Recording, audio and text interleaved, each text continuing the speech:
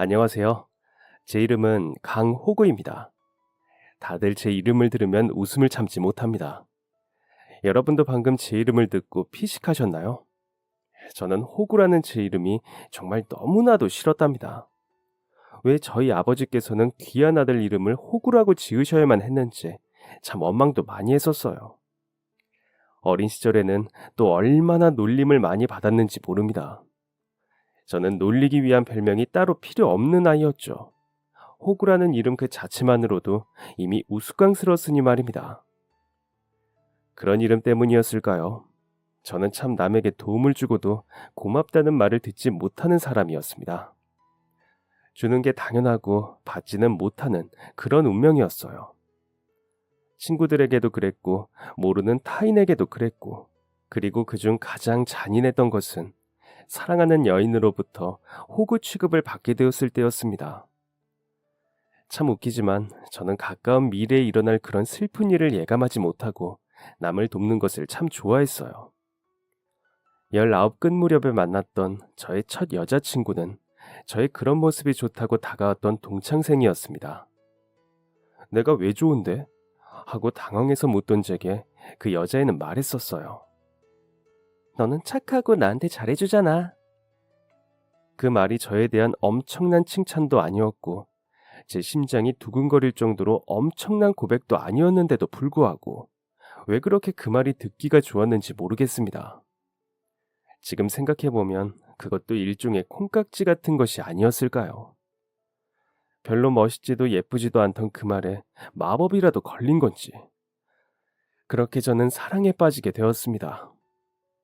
제 여자친구는 조용하고 말수가 적었던 저와는 달리 학교에서 인기가 많고 남들 앞에 나서기를 좋아했던 친구였어요. 저는 정반대의 성격이라 동경 아닌 동경을 했었던 건지 서로에게 더 이끌림이 있었던 것 같습니다. 그렇게 시작한 어설프고 허접한 첫 연애는 생각보다는 꽤 길게 이어졌습니다. 저희는 서로에게 가장 잘 맞는 단짝이었고 무슨 일이 있어도 함께할 수 있을 정도로 다정하고 애틋한 관계였습니다. 아니, 비록 그건 저 혼자만의 착각이었지만 말이에요. 19에 만나 20살 끝 무렵까지 약 1년 정도까지만 해도 그렇게 알콩달콩 달달한 사이는 아니더라도 서로의 가장 가까운 친구 사이로 풋풋한 연애를 했던 것 같습니다. 하지만 제가 21살에 군대 입대를 하게 되면서 세상에서 가장 오래오래 저와 함께할 것만 같았던 여자친구가 저를 떠나게 되고 말았어요. 세상에서 가장 잔인한 배신을 당한 것입니다. 충분히 친구로만 지낼 수 있었음에도 굳이 서로 마음을 확인하고 연인이 되기까지 가볍게 만났던 마음은 아니었기 때문에 저는 여자친구를 진심으로 믿었습니다. 완전히 신뢰했어요. 저를 떠나지 않을 거라는 생각, 배신하거나 속이지 않을 것이라는 믿음 말이에요. 하지만 그녀는 그런 저의 굳은 믿음에 보란 듯이 배신이라는 크나큰 상처를 안겨주고 말았습니다. 자대를 배치받고 첫 휴가를 받아 나왔던 그날, 저를 왈아가느며 반겨줄 줄만 알았는데 어딘가 모르게 냉랭하던 여자친구는 눈치 없는 저는 그때가 한여름이라 더워서 그러는 줄 알고 손으로 여자친구 얼굴에 부채질이나 해주고 있었어요. 냉면을 먹고 나와서 후식으로 아이스크림을 사 먹으며 길을 걷고 있는데 여자친구가 벼랑간 걸음을 뚝 멈추며 제게 물어오더군요. 너 휴가 언제까지야? 저는 그녀가 제 짧은 휴가가 아쉬워서 흘러가는 그 시간이 아쉬워서 그러는 줄 알았습니다. 저만 그 시간이 아쉬운 것이 아니라는 생각에 저는 그만 칭얼거리듯 그녀에게 말했어요. 나도 시간이 천천히 갔으면 좋겠다고 말입니다. 그때 그녀가 지었던 표정이 얼마나 잔인했는지 모릅니다. 마치 징그러운 것을 본 것 마냥 저를 혐오스레 올려다보며 하던 말이 내내 상처가 되어 남았었어요. 아니, 난 그런 생각한 적 없는데? 묻는 말에 대답이나 해. 너 휴가 언제까지냐니까? 그리고 그대로 대답만 듣고 집으로 돌아간 여자친구는 제 휴가 마지막 날까지도 내내 연락이 닿지를 않았습니다. 집 앞에도 찾아가 보고 전화도 걸어보았지만 만날 수가 없었어요. 그때까지도 저는 제가 뭘 잘못한 줄로만 알고 전전긍긍하며 여자친구를 만나기 전까지 제발 휴가가 끝나지 않길 빌고 또 빌었습니다. 그리고 휴가 마지막 날, 여자친구가 드디어 전화를 받더군요. 길게 통화를 하지도 못했습니다. 너무나도 일방적이었던 그 말을 끝으로 전화가 끊겨버렸기 때문입니다. 나 군대 못 기다리겠어. 나한테 잘해주는 오빠가 있어. 그 오빠는 회사도 다니고 돈도 벌고 내 마음이 그쪽으로 더 끌려. 너한테는 미안하게 됐어. 말로만 듣던 이별 통보. 고무신을 참 빨리도 거꾸로 신어준 여자친구 덕에 가슴이 찢어지는 듯한 배신감을 느낄 수 있었습니다. 그리고 저는 그녀의 이별 통보를 받자마자 부대로 복귀해야 하는 한심한 상황이었어요. 솔직히 시간이 더 있었다고 하더라도 그녀를 찾아갈 수는 없었습니다. 백수나 다름없는 군인 신분인 나보다 직장에 있는 연상에게 더 마음이 끌린다는 그녀에게 더 할 말이 없었으니까요. 허무하게 끊겨버린 전화기에 대고 소리 질러보고 울어도 보았지만 그런다 한들 나의 초라한 존재 자체가 부정될 수는 없었습니다. 이건 분명 이름 때문이다. 그렇게 생각했어요. 이름이 가져다준 호구라는 저주는 끝까지 풀릴 생각을 않는구나 싶어서 정말 괴롭고 힘들었습니다. 저녁을 하면 당장 이름부터 바꿔야겠다고 다짐까지 할 정도였어요. 그렇게 호구가 호구같이 여자친구에게 차이고 다시 복귀를 하기 위해 내려가는 길. 가만히 의자에 앉아 눈을 감고 있자니 또 자꾸만 헤어진 여자친구가 했던 말들이 떠올라 괴로웠습니다. 그때 당시에는 그보다 더 억울하고 가슴 답답한 일이 세상에 없을 줄 알았어요. 흔히들 너무나 사랑했던 사람과 이별하고 나면 세상이 무너지는 기분이 든다고들 하지만 전 달랐습니다. 제 세상은 무너지지 않고 그냥 제 존재 자체가 저기 저 쓰레기통으로 굴러 떨어지는 것을 하염없이 지켜만 봐야 하는 괴로움이었어요. 내 세상이 쓰레기통 속이 되어버리는 그 상황에 제가 할 수 있는 오직 단 하나. 때맞추어 늦지 않게 부대에 복귀하는 것이었습니다. 괴롭다고 집에서 이불을 뒤집어 쓰고 울거나 술을 진탕 퍼마신다고 복귀를 하지 않으면 곧장 탈영병이 되는 신세였으니 말이에요. 그러니 찢어지는 이별의 아픔보다 더 중요한 것은 부대로 돌아가기 위한 열차에 몸을 싣는 일이었습니다. 잔인하고 끔찍한 것은 그녀가 아니라 이 나라의 현실이었습니다. 그렇게 두 눈을 꼭 감고 애써 생각을 지워보려 했지만 그러면 그럴수록 가슴에 새겨진 생채기 위로 따가운 소금을 뿌려대는 격이었어요. 열차는 그날따라 만석이었습니다. 빽빽하게 들어선 자리마다 남는 좌석 하나 없이 빼곡했어요. 답답하고 막막한 제 마음은 그 빼곡하게 들어앉은 사람들을 보고 있으니 더욱더 답답해져 왔습니다. 아마 부대로 돌아가고 나면 그 안에서는 그보다 더 답답한 마음이 들 것이라는 생각에 다가올 가까운 미래가 두렵기도 했습니다. 그렇게 한참을 괴로워하는 도중 열차가 한 역에 멈추어 섰습니다. 멈추어 선 열차가 어느 역에 멈추었는지 따위는 중요하지 않았습니다. 그저 제 마음속에는 열차가 느리게 가는 게 더 나쁠지, 열차가 빠르게 가는 게 더 나쁠지 따위만 생각하기 바빴어요. 둘 중 어느 것도 좋을 것은 없었습니다. 더 나쁘냐, 덜 나쁘냐의 문제일 뿐이었어요. 자꾸만 눈물이 차오르는 것을 막으려고 일부러 눈꺼풀을 눌러 닫은 채 열차가 출발하는 소리에 가만히 귀를 기울였습니다. 그렇게 몇 분을 더 갔을까요? 출발한 지 얼마 되지 않은 시간에 제가 타고 있던 칸의 문이 열렸습니다. 그리고는 제잘거리는 여자아이의 소리가 들려왔습니다. 고요하고 삭막했던 한여름 만상 열차 칸의 답답함을 깨부수는 소리였어요. 아이의 그 목소리가 어찌나 청량한 탄산 음료처럼 느껴지던지 눈물을 참으려고 꾹 감고 있던 두 눈이 저절로 떠졌습니다. 그리고는 시선이 자연스레 그 소리가 나던 곳으로 향했어요. 그곳에는 말괄량이 같은 표정을 지으며 열차를 두리번거리는 여자아이 하나와 그 아이의 손을 꼭 붙잡고 난감한 표정으로 주변을 두리번거리는 만삭의 임산부가 서 있었습니다. 그걸 보는 순간 자리에서 벌떡 일어나지 않을 수가 없었어요. 입성열차를 몇 번 타보았던 적이 있었기에 저 표정과 눈빛이 의미하는 바를 잘 알 수 있었습니다. 몸은 지치고 힘든데 아이까지 있으니 목적지가 어디가 되었든 입석으로만 달려가기엔 힘이 붙일 것이었습니다. 저는 그 임산부를 끌어다 제자리에 앉히며 말했습니다. 여기 앉아서 가시면 됩니다. 아직 도착하려면 한참인데 말입니다. 제가 자리를 양보하자 그 임산부는 당황하며 괜찮다고 손을 가로저었습니다. 그래서 저도 함께 손을 가로저으며 억지로 자리에 앉혀야 했어요. 저는 안 그래도 너무 답답해서 일어날 참이었습니다. 그러니 앉아서 가시면 됩니다. 뱃속의 아이를 생각하셔야 하지 않겠습니까? 제 말에 마지못해 제자리에 앉은 임산부의 옆에는 자리에 앉지도 못하고 낑낑거리며 엄마를 재촉하는 말괄량이 소녀가 있었습니다. 4살가량 되어 보이는 어린아이였어요.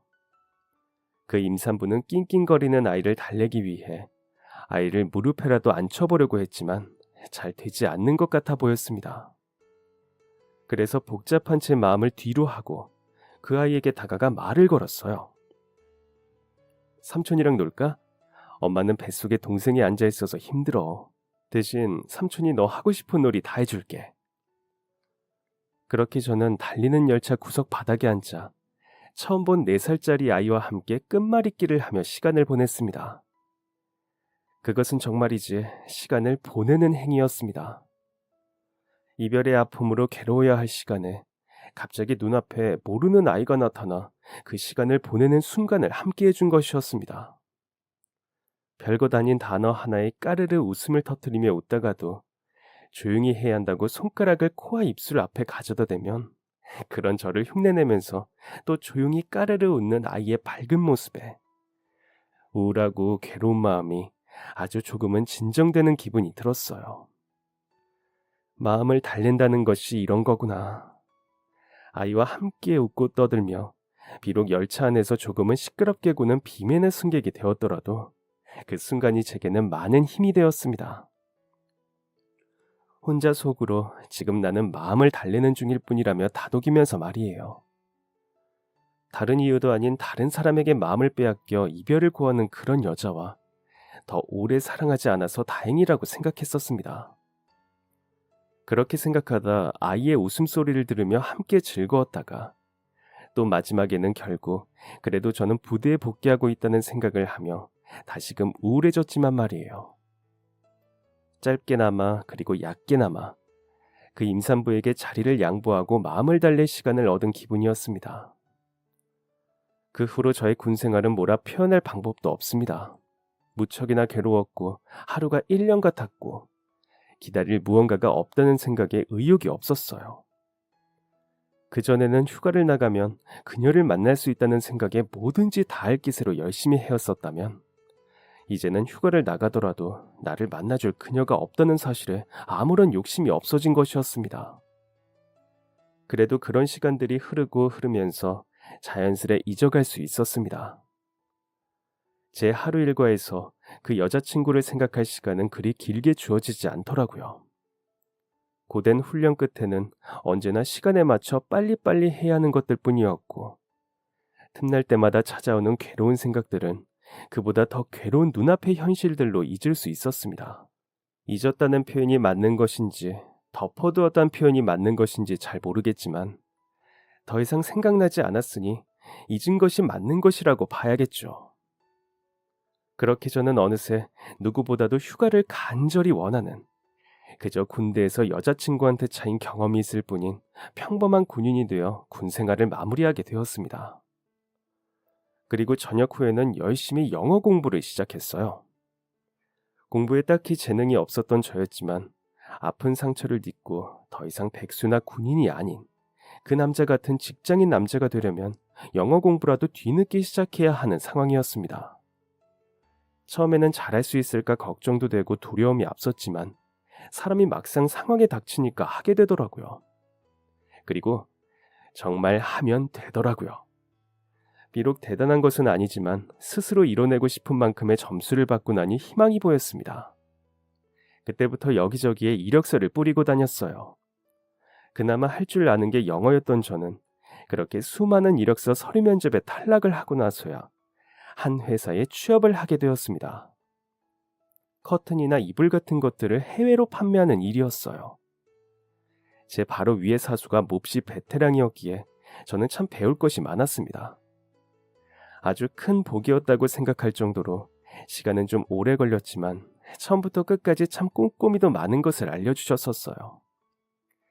그러던 중 지금의 아내를 만나게 되었습니다. 생애 2번째 연애였지만 다시는 상처받지 않기 위해 처음에는 많이 방어적인 태도로 아내를 대했던 것 같아요.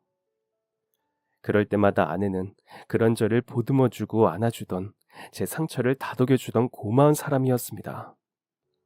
비록 어떤 드라마틱한 운명적인 만남 같은 것이 없이 친구의 소개를 받아 서로를 알게 되었지만 알아가는 과정만큼은 그리고 사랑에 빠졌던 과정들만큼은 그 어느 누가 와도 부럽지 않을 만큼 저희에겐 아름다운 순간들이었어요. 그리고 그렇게 그 여자와 결혼을 해서 가정을 이루고 가정을 이루었다는 생각에 아주 많이 행복했었답니다.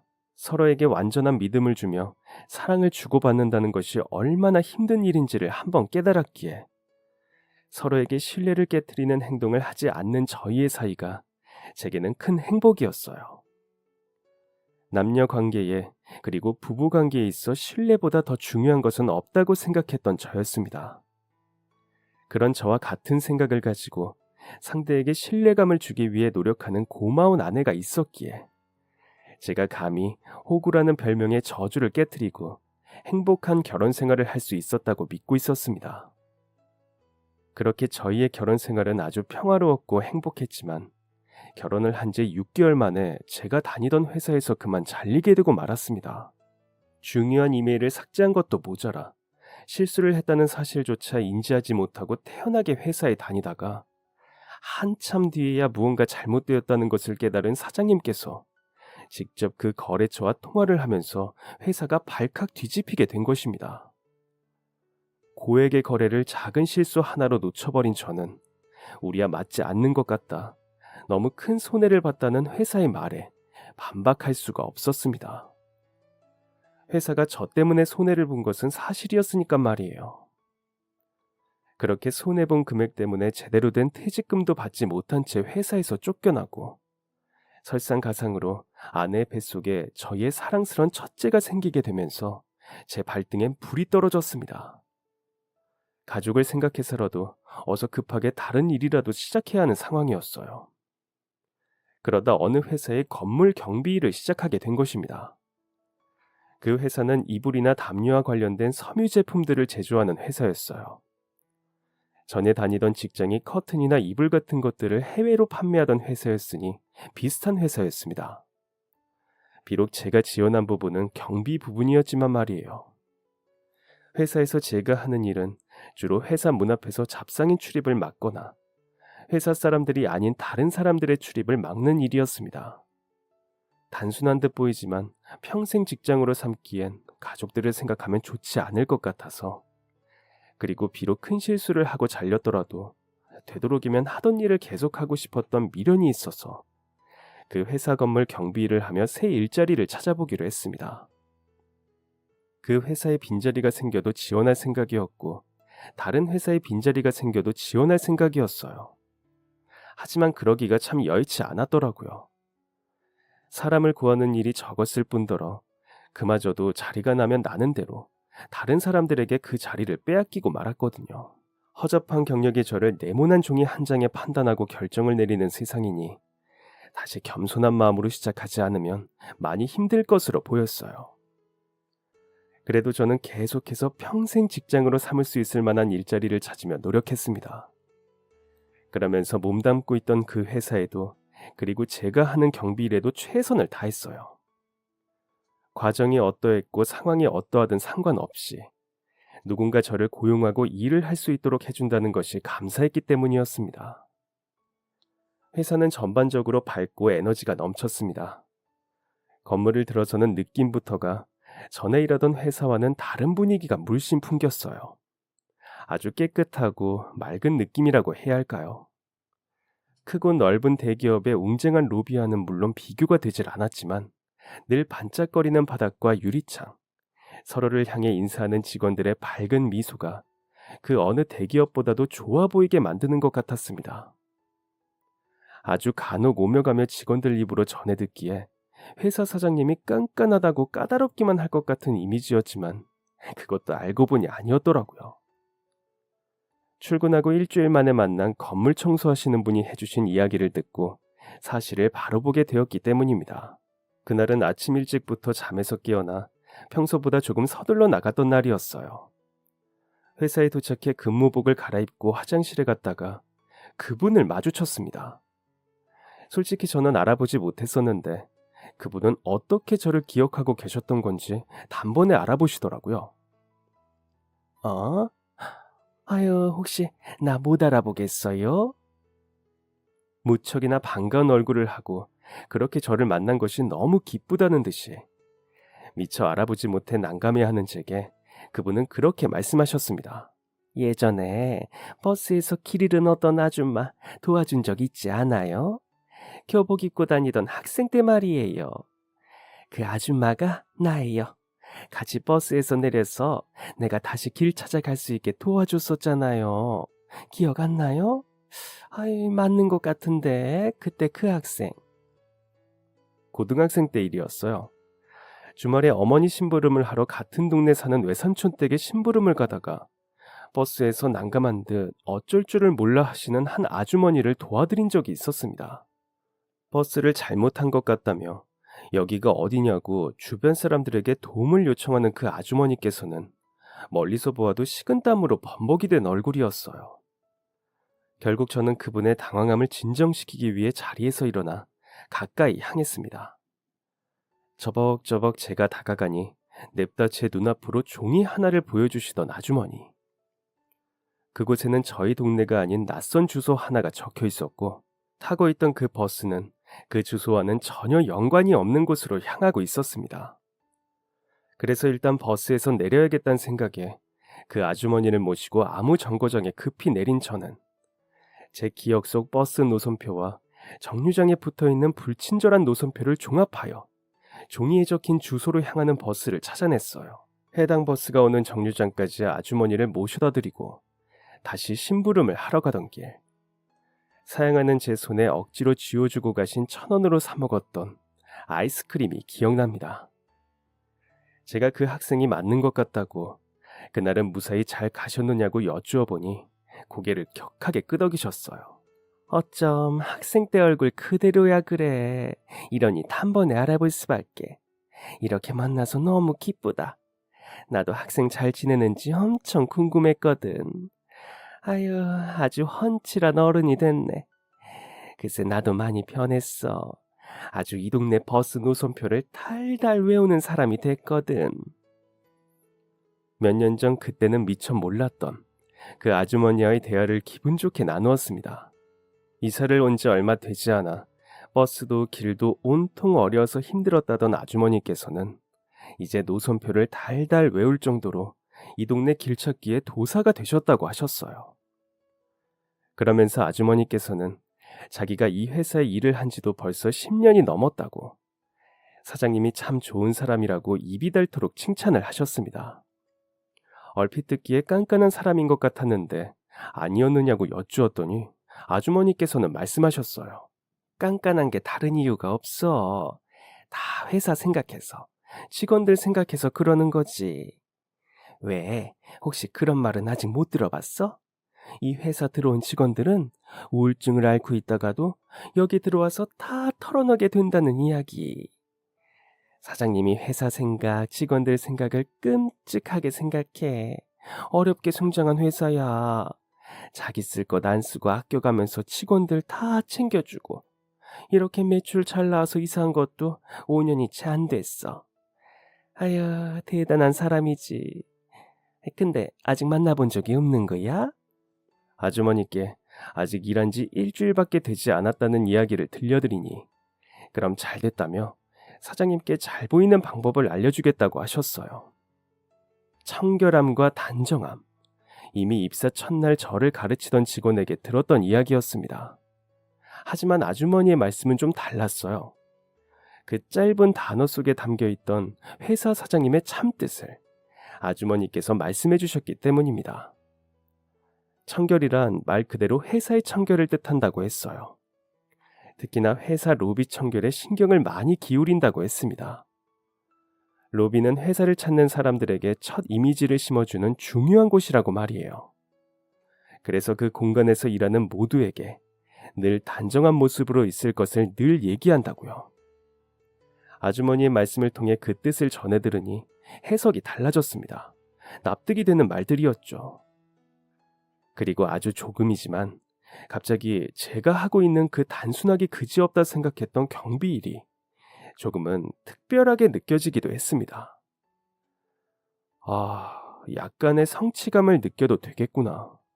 괜히 단정한 제 모습을 거울 속에 비춰보게 되더라고요.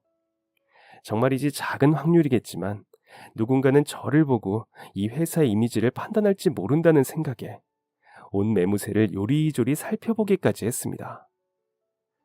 그렇게 저는 아주머니의 말씀처럼 단정한 직원이 되기 위해 티나지 않는 노력들을 하며 하루하루를 보냈습니다. 이력서를 여기저기 넣어보아도 새 일자리는 구해지지를 않고 새로운 일 없이 지겹도록 반복된 날들이 울적해지던 어느 날의 아침이었어요.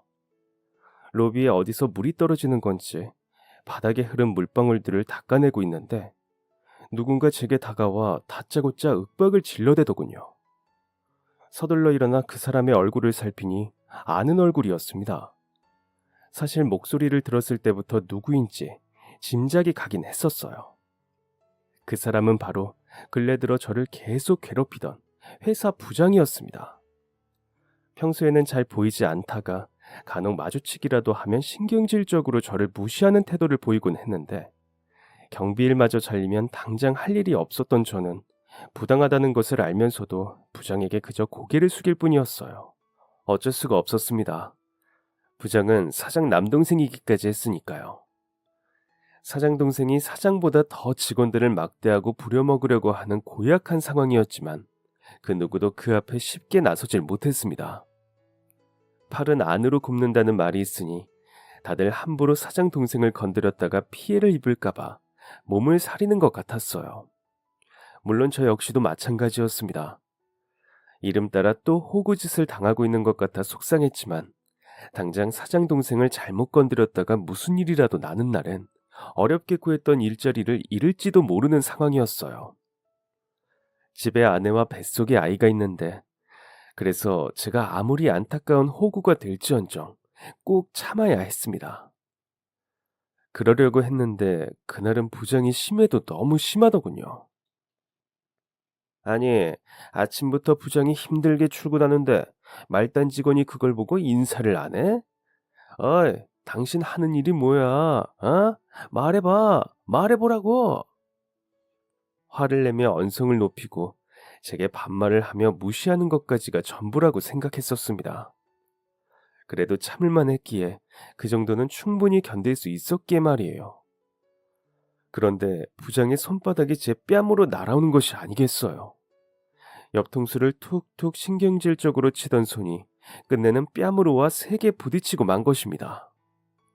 돌아간 고개에 사고 회로도 멈추었습니다. 어떻게 해야지? 얻어맞은 뺨이 아픈 것보다 이 상황을 어떻게 헤쳐나가야 할지에 대한 걱정이 앞섰어요. 그런 제 복잡한 머릿속과는 달리 한 번 자신감을 얻은 부장은 그 나쁜 손을 멈추지 못했습니다. 와, 이것 봐라. 끝까지 잘못했다, 죄송했다 소리를 안 하네. 당신 일한 지 얼마나 됐어? 어? 정신 못 차려? 제가 왜 맞아야 하는지, 왜 이 무식한 손길을 피하지도 못하고 있는 건지 머리가 멍해졌습니다. 두드려 맞던 한쪽 뺨과 귓방망이는 이미 얼얼하게 열이 올랐어요. 지나가던 직원들 그 누구도 어느 하나 쉽사리 말리지 못하고 주변을 서성이기만 했습니다. 그들의 입장을 이해 못하지 않기에 원망하는 마음도 없었어요. 그냥 이 순간만 지나가면 된다는 생각만 했습니다. 빨리 이 회사를 떠야겠다는 생각도 함께였고요. 그런데 그때였습니다.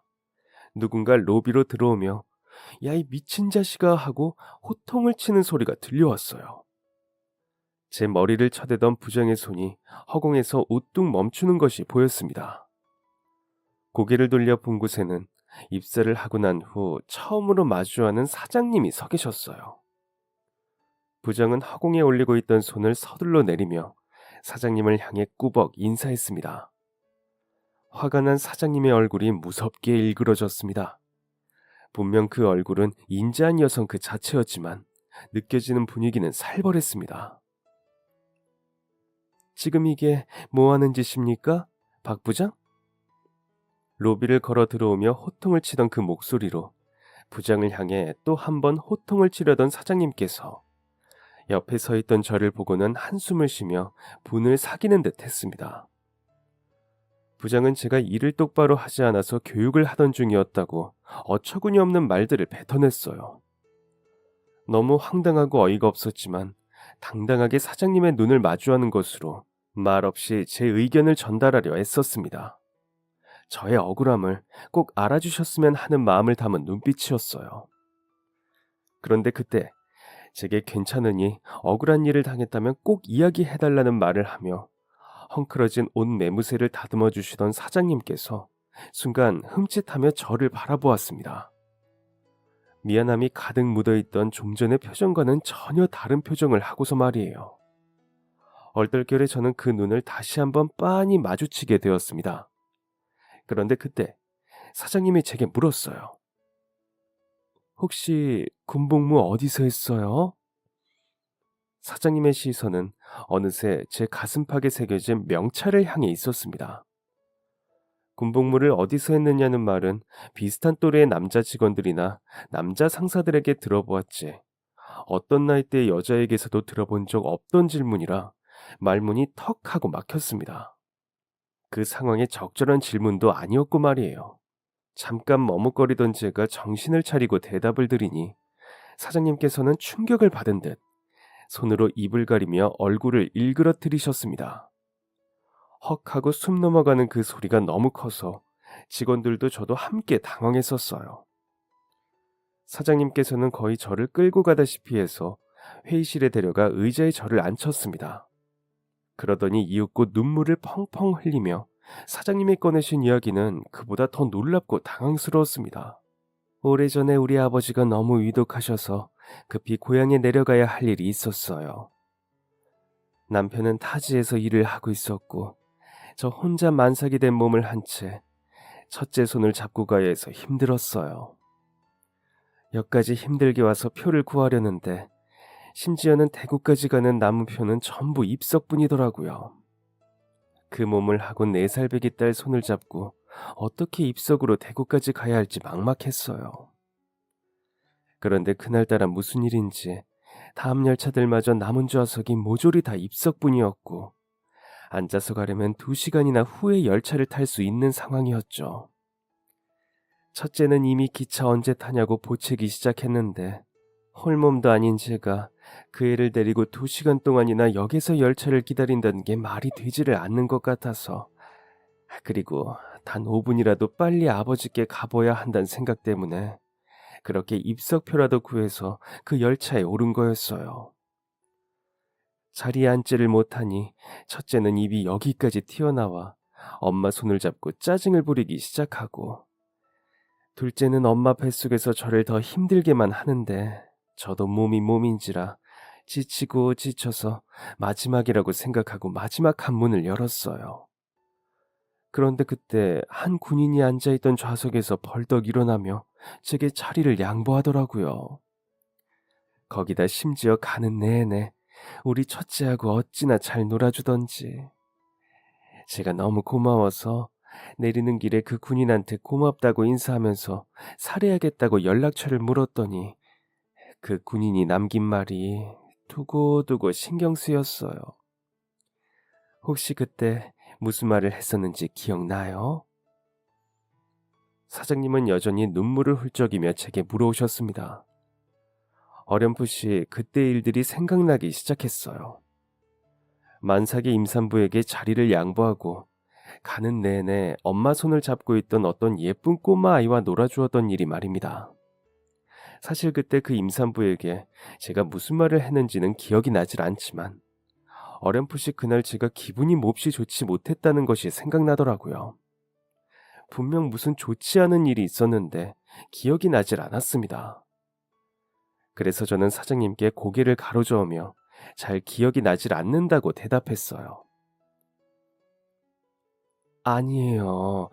너무너무 힘든 일이 있어서 가는 내내 시간이 너무 길어 괴로웠는데 꼬마가 너무 예쁘고 귀여워서 놀아주느라 힘든 일을 잠깐이나마 잊을 수 있었어요. 저한테도 좋은 일이었으니 너무 고마워하지 않으셔도 됩니다. 그렇게 말하고는 우리 딸에게 인사하고 급히 자리를 피하더군요. 참 좋은 사람이다 생각하고 돌아서는데 다음 날도 그 다음 날도 그 군인이 남긴 마지막 말이 두고두고 신경 쓰이더라고요. 무슨 힘든 일이 있었느냐고 한 번은 물어봤어야 하는 건데, 아휴, 그러지를 못해서. 사장님이 해주신 그때 그날의 이야기를 듣고 나니 온몸에 소름이 돋으며 그날의 기억과 감정들이 되살아났습니다. 무척이나 힘들었던 첫 실현의 날, 그 와중에도 무의식 중에 행동이 옮겼던, 제게는 아무것도 아니었던 작은 배려가 누군가에게 이렇게 오랜 시간 동안 기억 속에 남아있을 줄은 꿈에도 몰랐습니다.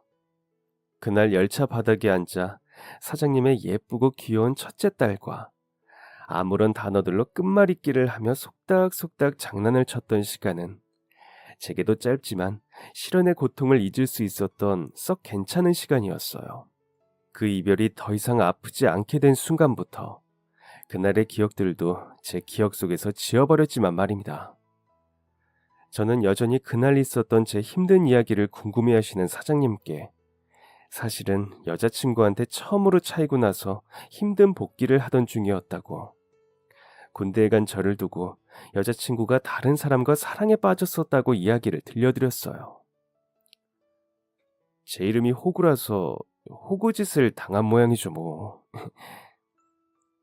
우스운 제 이름은 그런 상황들 속에서 늘 사람들이 피식할 수 있는 개그 소재가 되기도 했기 때문에 농담 삼아 건넨 말이었어요. 군대에 가 있는 동안 바람난 여자친구 때문에 힘들게 복귀하던 중이었다는 말이 너무 무거울 수 있으니까 웃으라고 건넨 말이었습니다. 분명 그랬는데 사장님께서는 웃지 못하셨어요. 그렇게 힘든 일을 당하고도 남을 생각해서 그런 배려를 했다는 말이에요? 고마워서 어떡하느냐며 늘 궁금했던 그 이야기를 듣고 나니 오히려 몇 배로 더 고맙고 미안해졌다며 사장님은 다시 울상을 지으셨습니다. 그리고는 진지하고 근엄한 얼굴을 하고서 제게 말씀하셨습니다. 저는 그 말을 듣고 너무 놀라서 사장님을 노려보는 얼굴이 되고 말았고 말이에요. 그때 그 군인한테 너무 감동해서 남편과 상의 끝에 뱃속의 아이 이름을 그 군인 이름을 따서 지었어요. 네? 진심으로 하시는 말씀인 건지 장난을 치는 건지 구별을 가지 않을 정도로 말도 안 되는 소리였습니다. 살면서 주변에 누가 이름을 함부로 지으려 든다면 꼭 말리자는 마음가짐으로 살아왔는데 저 때문에 호구라는 이름으로 세상을 살아야 하는 사람이 오히려 하나 늙고 말았다는 생각에 놀라고 절망적이었어요. 깜짝 놀라 사장님을 노려보듯 소리를 지르며 되묻자 사장님은 울담한 얼굴로 웃으며 말씀하셨습니다. 우리 둘째 이름은 호수예요. 이호수. 우리 아들은 자기 이름이 좋대요. 물론 어릴 때 이름이 특이해서 별명을 만들어 놀림받았던 건 힘들었지만 지금은 자기 이름을 누가 한 번 들으면 절대로 까먹지를 않는다면서 좋아해요. 그때 그 군인의 명찰을 보지 않았더라면 아이 이름을 과연 그렇게 예쁘게 지을 수 있었을까 생각해요. 그러니까 방금처럼 그런 소리는 하지 마요. 그 이름 덕에 제가 이렇게 끝내 알아볼 수 있게 된 건데. 그러면서 사장님은 여태껏 사회에서 똑같은 그 이름을 가진 저와 비슷한 연배의 남자를 만날 때마다 군복무는 어디서 했느냐는 질문을 하며 살아오셨다고 했습니다. 군복을 입고 잔뜩 피곤하고 지친 얼굴로 선뜻 자리를 양보해 주었던 고마운 군인의 가슴팍에 달린 명찰 하나만으로 기억을 더듬고 더듬어가며 다시 만날 날을 손꼽아 기다리셨다고 해요. 그리고 마침내 다시 만나게 되어 기쁘다고 저의 손을 잡아오셨습니다. 저는 얼굴도 잘 기억나지 않는 작은 배려였는데 상대방이 저를 이토록 오랜 시간 동안 기억해주고 있을 줄은 정말 몰랐어요. 그래서인지 저는 기억 저편에 아픈 기억은 묻어두고 함께 그 순간과 만남을 반가워하기로 했습니다. 그런데 그러던 중 사장님께서 갑자기 아참 하고 박수를 치며 다시 환한 얼굴을 하시더군요. 맞은 곳은 괜찮아요? 많이 아팠죠? 아휴, 저놈의 자식을 내가 그냥...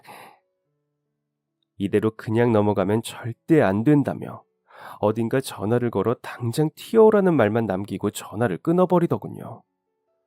그리고는 얼마 안가 부장이 헐레벌떡 회의실로 들어왔습니다. 사장님과 마주 앉아있던 저를 보고는 놀란 기색 하나도 없이 무릎을 꿇고 미안합니다. 제가 정말 잘못했습니다 하고 사과를 건네어왔어요. 오히려 그런 당당함에 제가 더 미안할 지경이었다고나 할까요? 넙죽 무릎을 꿇은 부장님의 행동이 당황스러웠던 말단 직원인 저는 자리에서 일어나 어쩔 줄을 몰라 했습니다. 그리고 그걸 지켜보던 사장님께서는 저를 또 한 번 더 놀라게 하셨어요. 부장아, 네 내일부터 회사 나오지 마라. 내는 인간 말종하고는 일 못한다. 자연스레 섞여있는 대구 사투리와 부장님을 향한 냉정하고도 무서운 말투와 표정이 조금은 속 시원하기도 했고 말입니다. 누나야, 내가 잘못했다 하고 사장님께 빌고 비는 부장님을 보며 속으로는 그래도 친동생인데 진짜 자르지는 않으시겠지라고 생각하며 이 정도 사과를 받은 것만으로도 충분하다고 생각했었습니다. 그런데 정말 그 다음날부터 회사에서 부장님의 모습을 찾아볼 수 없었어요. 직원들에게 물어보니 사무실엔 이미 부장님의 책상마저 치워졌다고 하더군요. 며칠 후에야 용기 내어 사장님께 부장님을 정말 자르신 거냐 여쭈었습니다. 그러자 사장님께서는 그 질문을 기다렸다는 듯 제게 회사 사무실 직원으로의 재입사를 제안하셨어요. 강씨 원래 하시던 일이 이쪽 분야였다면서요? 미안해요. 알아보려고 알아본 건 아니고 물어보기 전까지는 절대 먼저 이야기 안 할 것 같아서 내가 답답해서 물어봤어요. 좋은 직책에 좋은 책상을 주지는 못하더라도 함께 머리 맞대고 일하면서 좋은 인연을 만들어 갔으면 해서. 마침 같은 분야에서 일을 했었고 또 경비 일을 하며 일자리를 찾고 있던 저였기에 사장님의 제안을 거절할 이유가 없었습니다. 부담스럽다는 이유로 사양하면서 제 스스로의 체면만 생각하기엔 가족 생각을 먼저 해야 했기도 했습니다. 그렇게 어딘지 모르게 어색하고 부담스러웠던 사무실에서의 생활이 쭉 끊김없이 이어져온 것도 어느덧 수년이 되었습니다.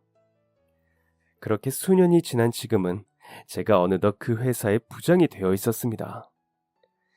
아직도 가끔은 사람들이 저를 부르는 부장님 하는 소리들이 부끄럽고 부담스러울 때가 종종 있지만 어렸을 땐 나쁜 어른들을 보면 나는 절대 저런 어른이 되지 말아야지 했던 것처럼 예전 그 부장님을 보며 나는 절대 나중에 저런 상사는 되지 말아야지 했던 것들을 지켜나갈 수 있어 기쁜 마음이 더 큽니다. 할 줄 아는 것도 많이 없었고 저보다 더 어리고 똑똑한 친구들이 많이 있었음에도 불구하고 저를 버리지 않고 끝까지 안고 가주셨던 사장님이 계셨기에 제가 이 자리까지 올 수 있었다고 생각합니다. 그리고 사장님 역시 그렇게 성공하시기까지 수많은 노력 속에 회사를 아끼고 직원을 아끼는 마음이 있었기 때문에 지금의 모습을 하실 수 있다고 생각을 해요. 그리고 저도 그런 저희 사장님의 사원처럼 직원과 회사를 아끼는 그런 직원이 되기 위해 백발이 되도록 노력하고 있습니다. 이제 저희 직원들은 저를 보며 대단하다는 말을 하곤 합니다. 긴 시간 동안 한 회사에 몸을 담고 진심을 다해 일할 수 있는 것이 요즘 사람들에게는 흔한 일이 아니니까요. 누군가의 시선에서 보면 이런 저의 행동이 조금은 징그러울 수도 있겠죠. 하지만 그만큼 마음에 맞는 회사를 만났기 때문에 가능했던 일이었고, 좋으신 사장님, 솔직하고 맑은 직원들이 서로를 밀고 이끌어주고 있었기 때문에 가능했다고 생각합니다. 수년 전 아주 오래된 일이지만 저의 작은 배려를 잊지 않고 마음속에 품어주셨던 사장님께 감사의 말씀을 전하고 싶습니다. 덕분에 저는 사랑하는 아내와 사랑하는 아이와 함께 행복 속에서 세월을 보냈고, 이제 더 행복한 미래로 나아갑니다. 요즘도 저는 대중교통을 이용하다 자리를 양보하고는 합니다. 별 생각 없이 했던 작은 배려들이 이제 제게는 하나의 재미있는, 의미 있는 행동이 되었어요. 작고 사소한 것부터 더 많이 베풀고 양보할 수 있는 그런 사람이 되고 싶습니다. 그럼 지금까지 사연 들어주셔서 감사합니다. 사연이 재미있으셨다면 구독과 좋아요를 눌러주세요. 감사합니다. 안녕히 계세요.